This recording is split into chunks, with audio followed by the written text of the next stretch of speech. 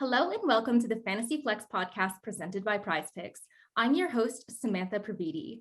On today's episode of 21 Questions, I am so happy to be joined by the one and only John Paulsen, who is the Director of Forecasting at 4for4 Football, who you can find on Twitter at 4for4_John. Welcome to the Fantasy Flex, John. How was your week 13?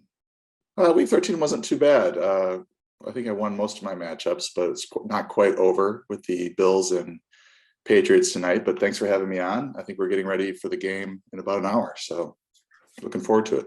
Yes, there's always something to do in this industry for sure. I really appreciate you sparing some time from your very busy life. Week 13 was interesting. A very decisive week, I feel like, or at least could be decisive in some matchups. Like some of them that I was like way favored, I lost. And then of course, like ones that I was like trailing, like projected to lose by 30 points, I won. So it was kind of like a weird week in that sense, but I'll take the wins. All right, John, let us just hop right in. Question one is, what year did you start playing fantasy and did you win your first league? I think it was when I was in college, so I'm going to date myself. It was 93, 94, somewhere in there. And the very first league I played in was an ESPN league where you paid $20 and you got to be in the league. And then if you won, which I did, you get a ESPN leather bomber jacket, like a Letterman's jacket. Ooh, that's really and then cool. Yeah, which was pretty cool. It was actually like a $150, $200 jacket. And then the next year they gave away a t-shirt, so they figured out that they could sell a lot of teams without having to give away a good prize. But yeah, that was probably my first time, because I really hadn't found anybody around that had played a lot. And so I went online, and then I started my own league there at college. That's awesome. Have you played other formats? Like other sports, fantasy baseball, fantasy basketball, and all that too? I haven't done any fantasy baseball. I'm just not a baseball fan, but I have played fantasy basketball.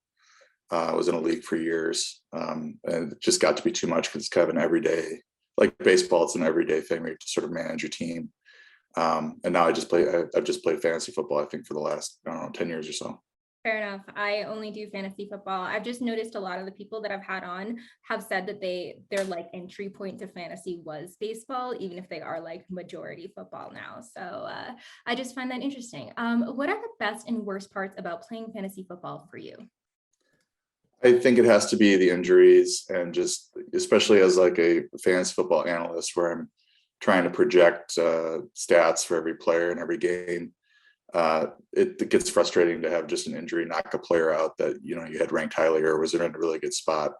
So that has to be the most frustrating thing, especially you get into drafts and you take somebody in the first round, and then game 3 or week 3 they're out. That's the tough part of fantasy football. It's such a physical, violent sport that the injuries are the worst part. And the best part for you? Oh, winning, I'm sure. It's being able to beat my friends and talk trash and be smug about it. But I believe in karma. Not really, but I kind of believe in karma. So if you start talking trash too early, it usually comes back to bite you. So I wait until the championship's over before there's really any major trash talk. I definitely like that. I wouldn't want to jinx myself too much.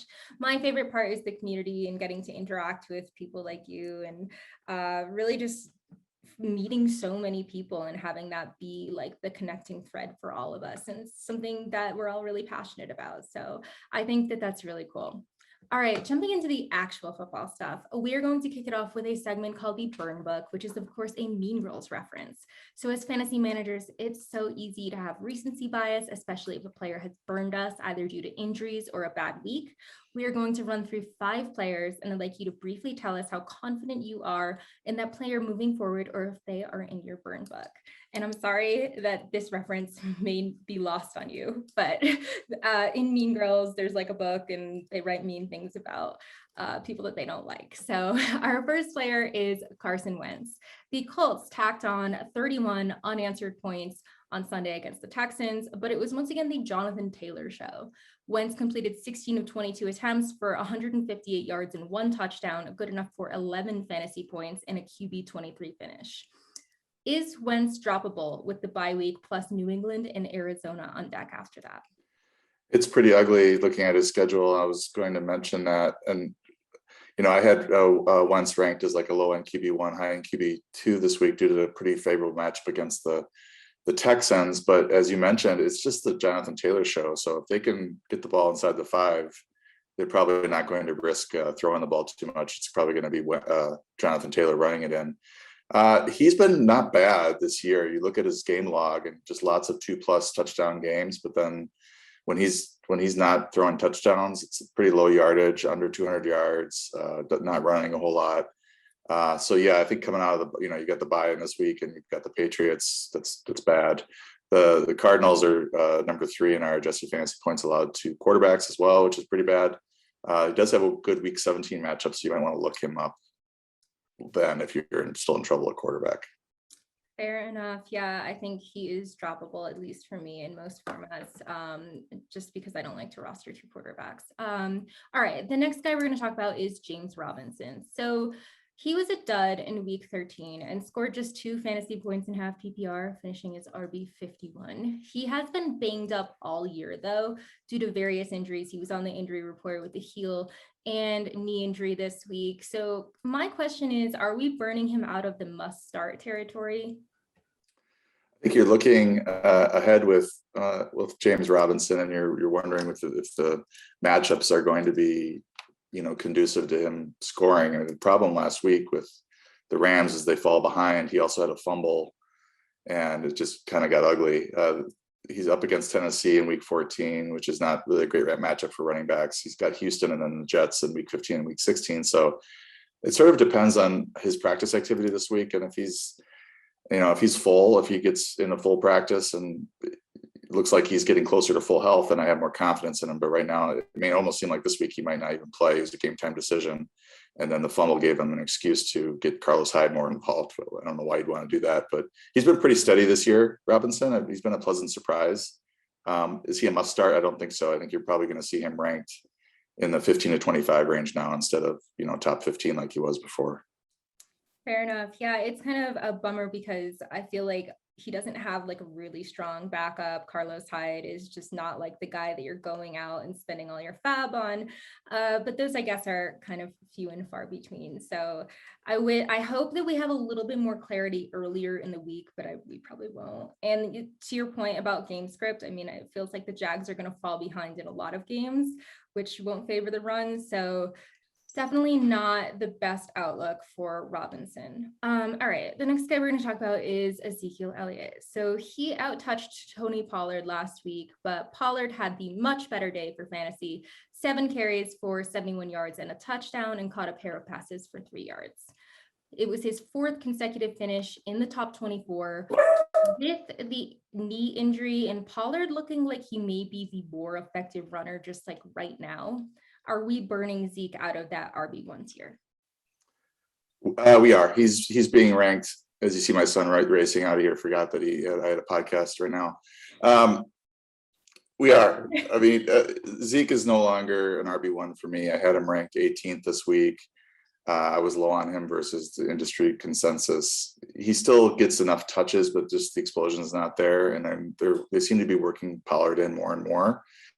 And I don't know how that doesn't continue if his knee is banged up like they are saying it is. So I certainly would have him, ranked as an RB2. Maybe I really wanted to rank Pollard over Zeke this week, and I couldn't pull the trigger. And I still don't think I can because the touches are there for Zeke. They're still feeding him the ball. So yeah, I think RB1 is kind of out of the question at this point, unless we start to see the Zeke of old. For rest of season, do you have them both ranked like in a similar position?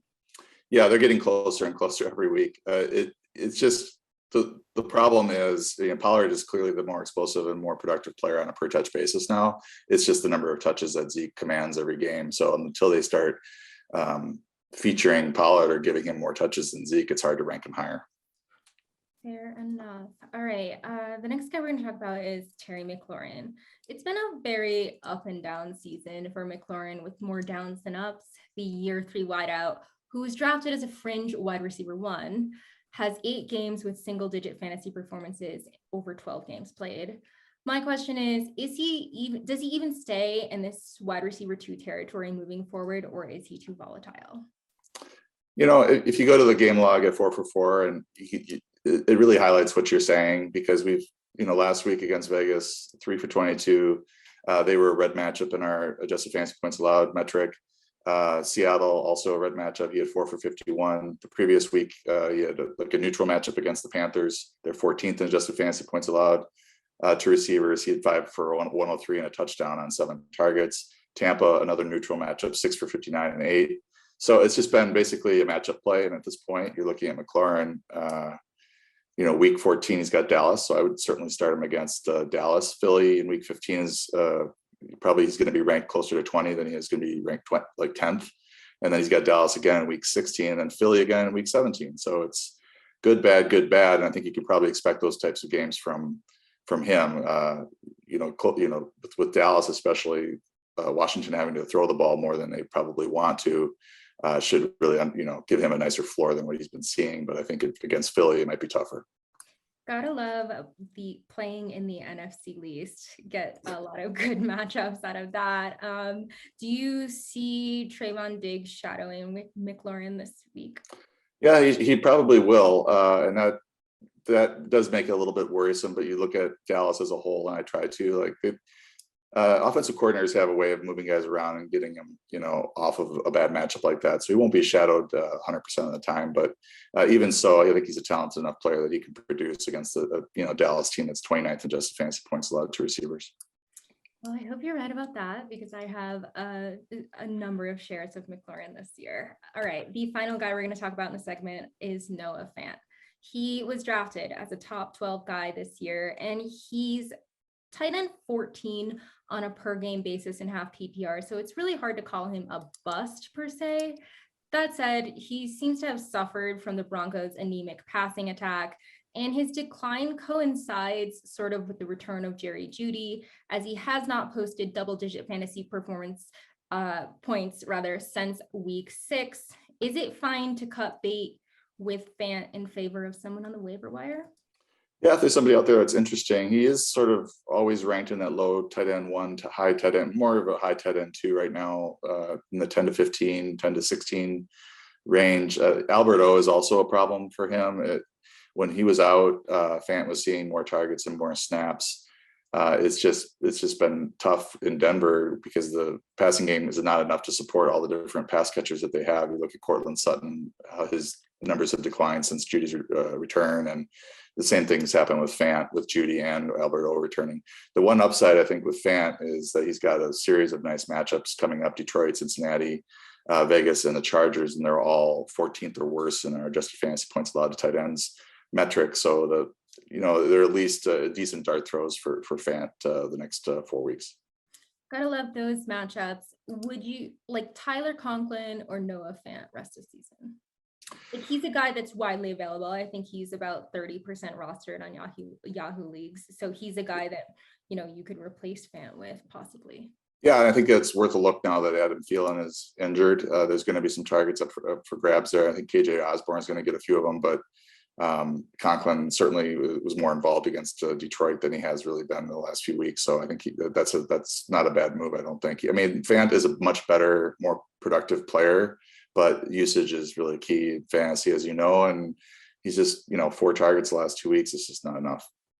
There are so many guys, I feel like, in situations that are very frustrating, like Jerry Jeudy on his own team, Cortland Sutton, highly, highly talented guy, but they're kind of all being rendered mediocre by this offense and by each other. So it's a bummer because Noah Fant is obviously a crazy talented, crazy athletic guy.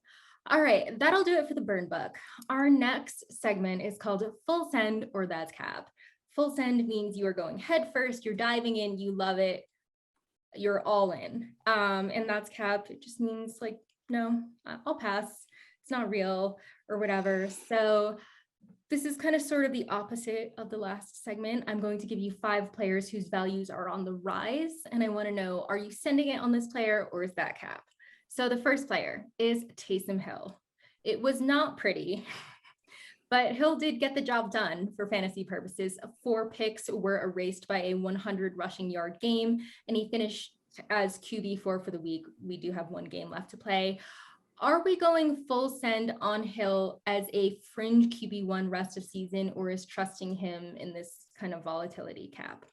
I think if not for this mallet finger thing that he's got now, I would be all in on a low end QB1 rest of season ranking for him.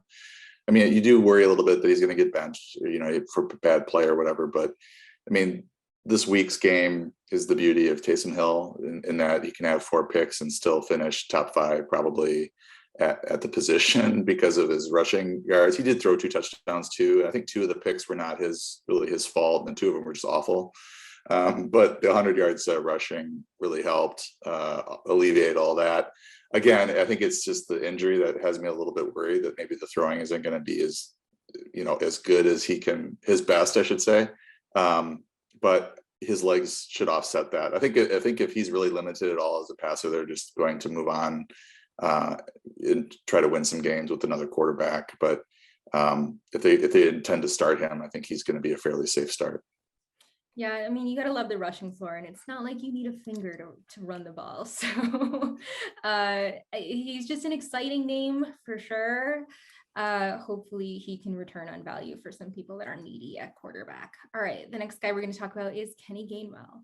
Miles Sanders exploded in week 13 against the Jets, but ultimately re-injured his ankle, which has been an issue kind of for multiple games, could force him to miss time. The injury gave way to a major performance from Gainwell, who saw 17 touches for 87 all-purpose yards and a touchdown, while Boston Scott wasn't used at all.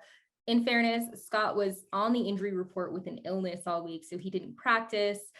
So it's hard to say if that's like really reflective of how they would have used him if he were at full strength. But depending on the severity of Sanders' injury, are we trusting Gainwell after the Eagles' week 14 bye?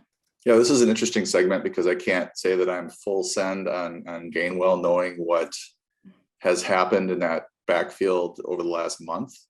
It's become one of the most frustrating backfields. We talk about Bill Belichick and Kyle Shanahan being really annoying for fantasy, but this has been, I think, one of the worst backfields for fantasy this year.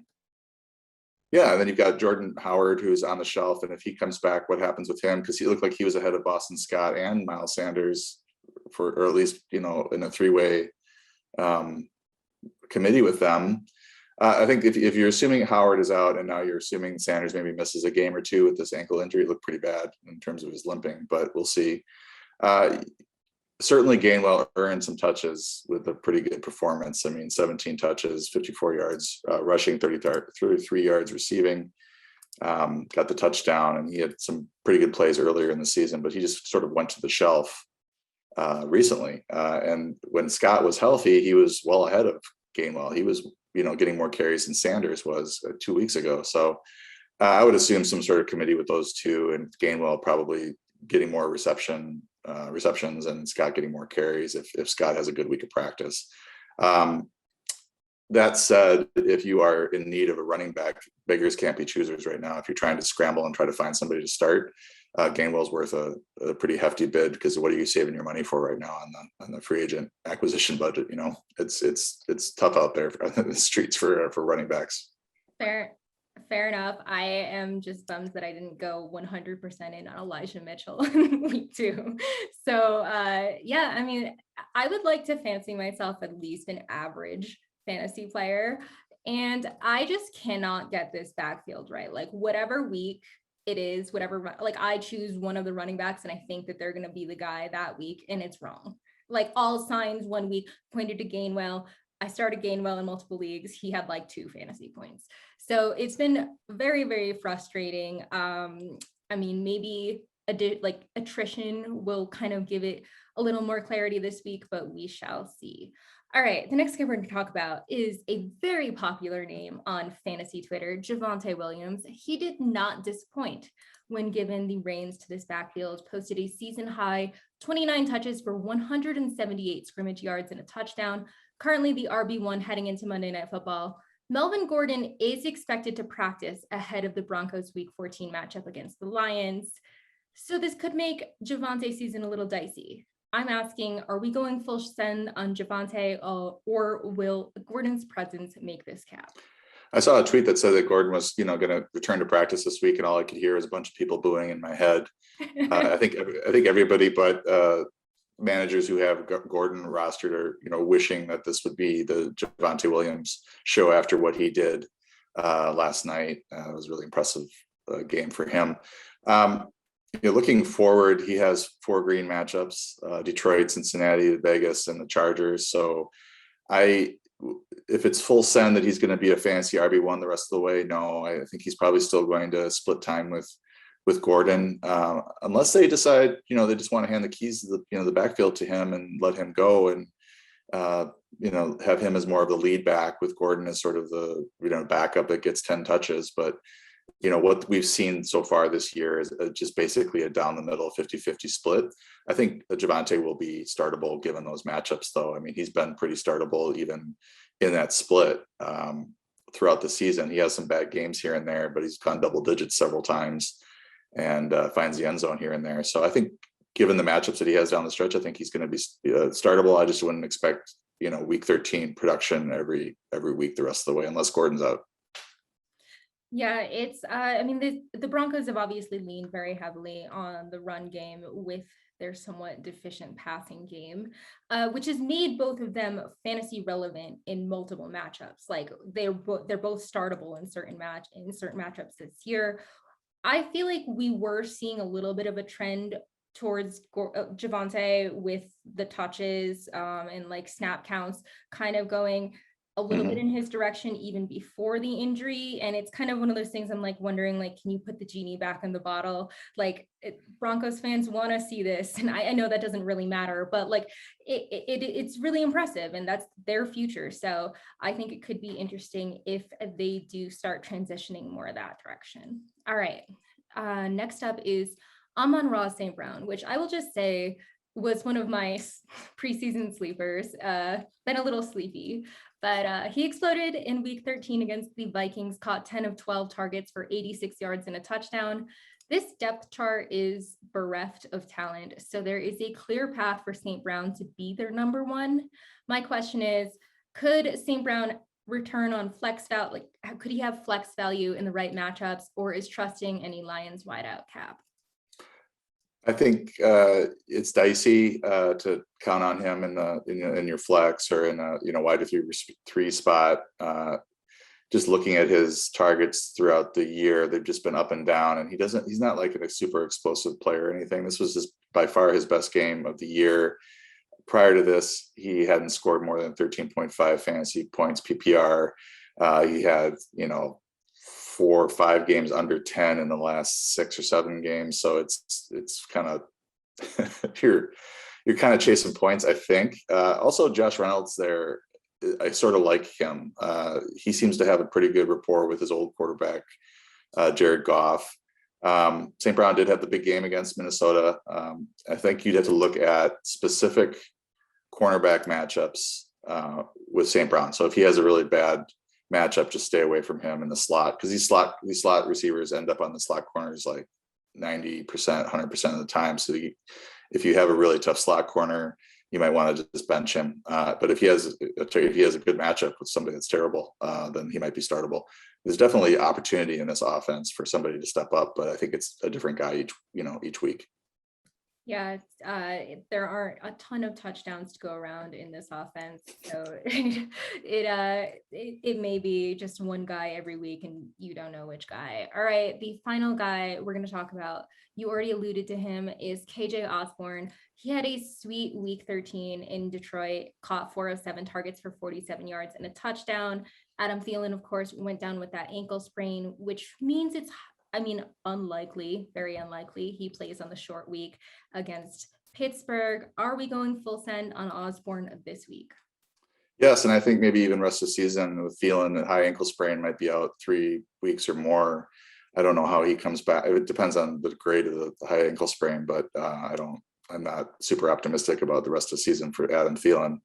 And the nice thing about Osborn is that we've seen him produce multiple times this year. I mean, he started with 7 for 76 in week 1. He had 5 for 91 and a touchdown in week 2, and everybody was running to the waiver wire to pick him up.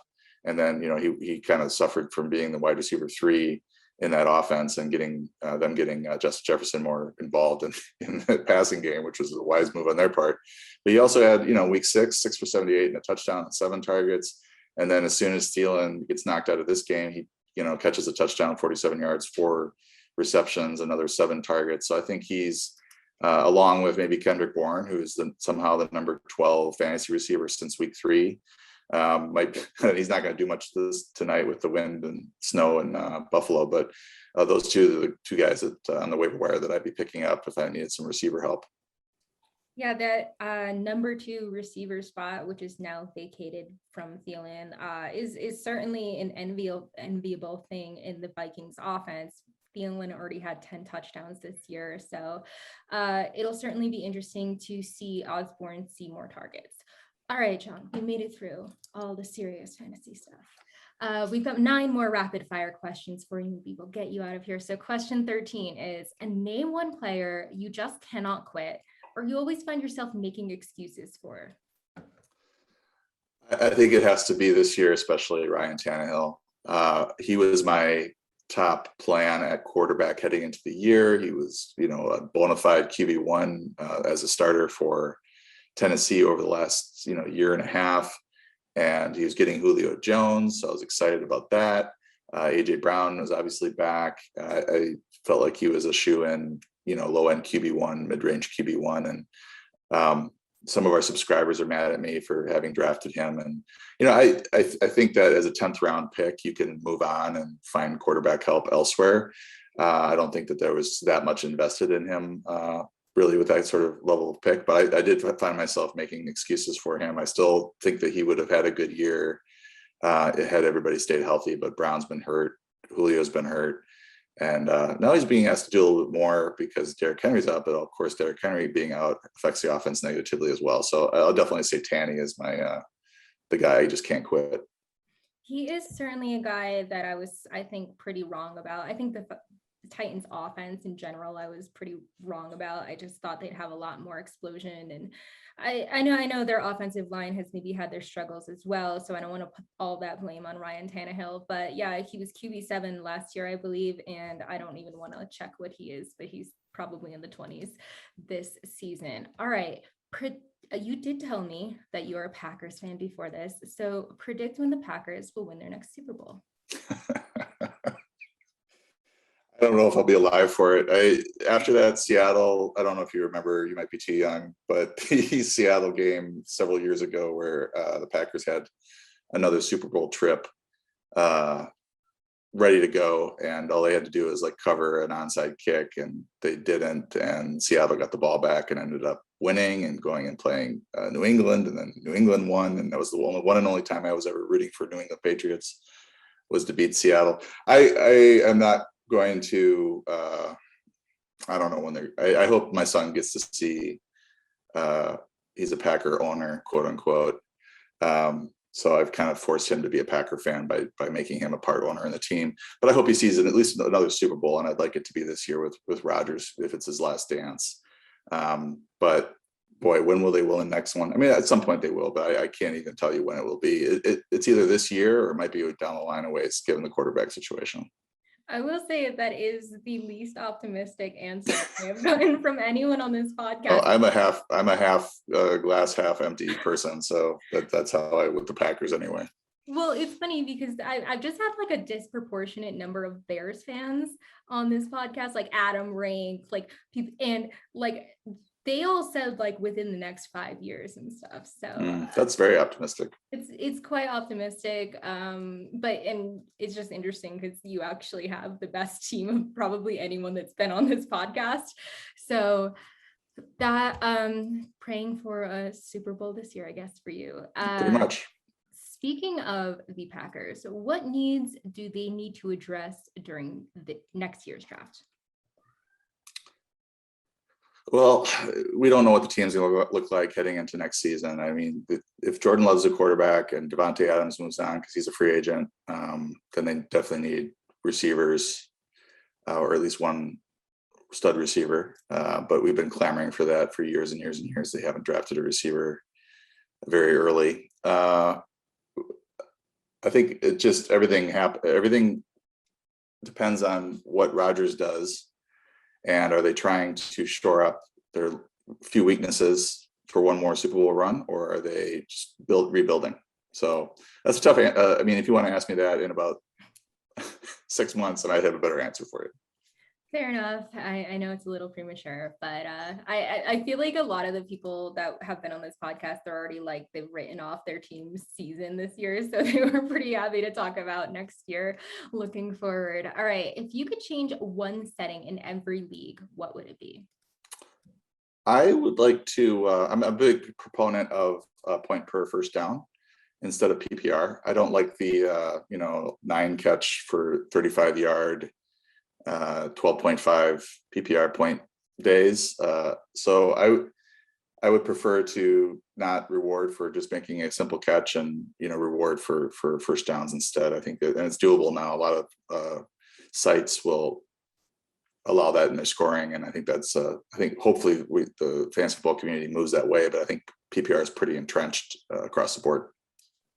Yeah, that's an interesting thing. My longest league that I've been playing in is my most complicated league by far. It is a 16-team salary cap draft with 7 IDP spots, deep benches, and like the weirdest custom scoring you could ever imagine. Like it's basically like the commissioner doesn't want anyone to be able to rely on someone's just like off the cuff like rankings and stuff like that. So, but they are a league that does reward for first down. So I've been in that league for a while and certainly seems to make more sense than just PPR.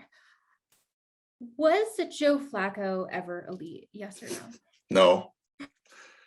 No. I mean, you could maybe right after the Super Bowl that he won, you could maybe convince a few people that he was elite, but no, he was always just a game manager, but solid and knew enough not to make mistakes with the great defense that he had. So no, he wasn't. He was never elite.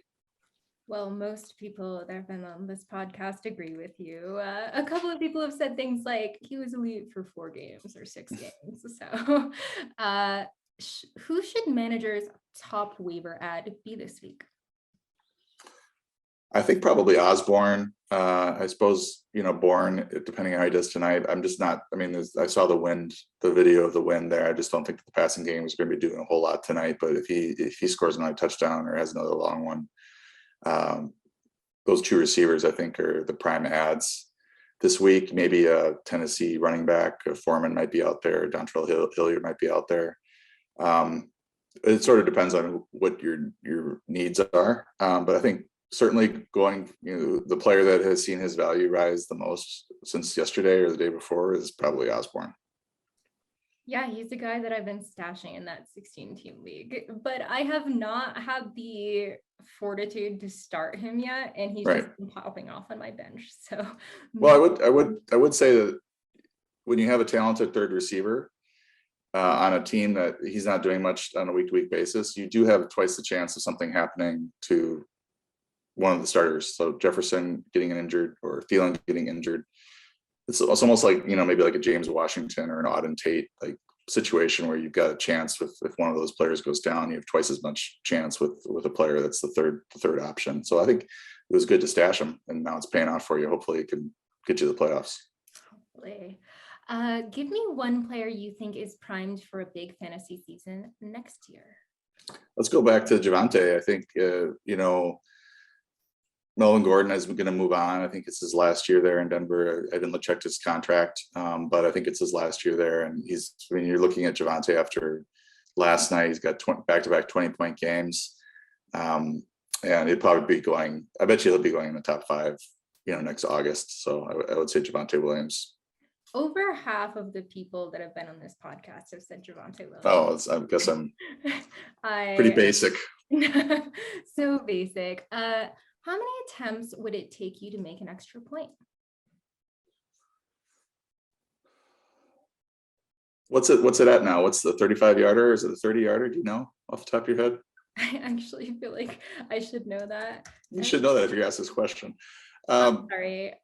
No, before when it was at the 2-yard line, I think it wouldn't have taken me that long, but a 30-yard field goal, that would be probably a few tries. I was a pretty good soccer player, but it's a big difference between that and kicking a football. Fair enough. It would take me infinity. And like, I don't even know. I feel like I would be like that. Is it like Peanuts cartoon, like whatever, where like, but no one would have to remove the ball. I would just fall trying to kick it. So I am really athletic in like balance type sports and flexibility, anything that involves core. And I have zero hand-eye, foot-eye coordination. So there would be absolutely no shot in the world. It definitely would take some leg strength, like just being kicking power. You have to have a basic amount of that before you can even get it. And then you have to aim it, which is very difficult. So for sure. All right. Finally, if you had one cardinal rule to tell someone just getting into fantasy this year, what would it be? One cardinal rule. I feel like I should have something prepared for that, but I don't. I would say, don't draft your quarterback early. I think that's still, you want a good quarterback, but you can get one late, and you don't want to invest too early on that. So I would definitely say wait on your quarterback would be the cardinal rule that would get you off to a pretty good start in your draft. Because if you do wait, you can load up on other positions and then finally find a Tom Brady in the 9th round, or Ryan Tannehill, even better. I do feel like we forget, being in this echo chamber of fantasy Twitter, and even just outside of Twitter, you work in the industry, you forget what the average draft looks like. And people will come up to me and say like, oh, that's so cool, you work in fantasy football. Like, I took Tom Brady in the 2nd round. And like, those things certainly do happen a lot. So that is good advice. All right, that will do it for this round of 21 questions with our esteemed guest, John Paulsen. John, I cannot thank you enough for joining me during this insanely busy time. Please tell everyone where they can find you this NFL season. Yeah, you can find me on Twitter at 444_John. Our website, 444.com, has really grown in the last 10 years since I've joined. Josh Moore, former owner, we just sold to Betsperts, but has done a great job building a great team of quality content, great stats, great tools. So check it out. Thank you so much for coming on again. As a reminder, Sean Kerner and Chris Raybon are here on the Fantasy Flex every Monday, Wednesday, and Friday, giving you guys all the DFS, waiver wire, and rankings info to help you dominate your fantasy leagues. I will be back this Thursday and every Thursday with my mailbag episode. Speaking of which, you should email any mailbag questions to mailbag@actionnetwork.com. Thanks again for listening. Please rate and review our show on Apple Podcasts. Download us wherever you like to listen, and we will see you next time on the Fantasy Flex presented by Prize Picks. Peace out, y'all.